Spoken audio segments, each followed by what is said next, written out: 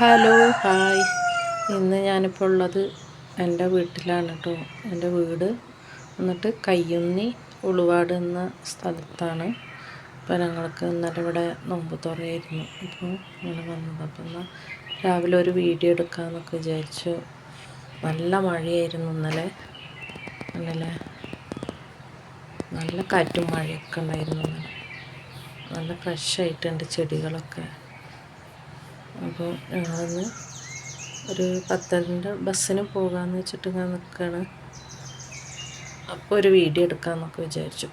അപ്പോൾ കുറച്ച് മുളകൊക്കെ നല്ല മൂത്ത് നിൽക്കണം, വയലറ്റ് കളർ കാണാൻ നല്ല ഭംഗിയുണ്ട്. അപ്പോൾ എന്നാൽ കുറച്ച് പറിച്ചെടുക്കാൻ വിചാരിച്ചു അച്ചാറിടാൻ.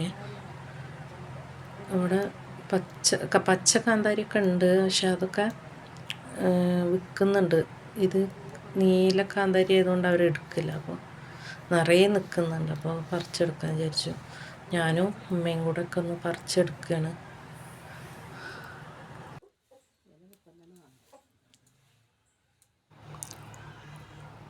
ഇത്രയും മുളക് കിട്ടിയിട്ടുണ്ട് കേട്ടോ.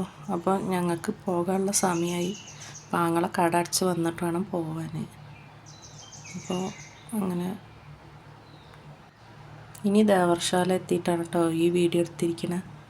അപ്പോൾ ഞങ്ങൾ പോരാൻ പുറപ്പെടുമ്പോൾ ഉമ്മയും നാത്തനും കൂടെ അവർക്കുള്ള സാധനങ്ങളൊക്കെ പാക്ക് ചെയ്ത് തന്നിട്ടുണ്ട് കേട്ടോ. കോഴിക്കറി, ബ്രെഡ്, ഫ്രൂട്ട്സ്, അങ്ങനെ 2-3 ദിവസത്തേക്കുള്ളതൊക്കെ ഉണ്ട്. ഇഷ്ടം പോലെ ഉണ്ട്. നമ്മൾ വീട്ടിൽ പോയി വരുമ്പോൾ സാധാരണ അങ്ങനെയാണല്ലോ.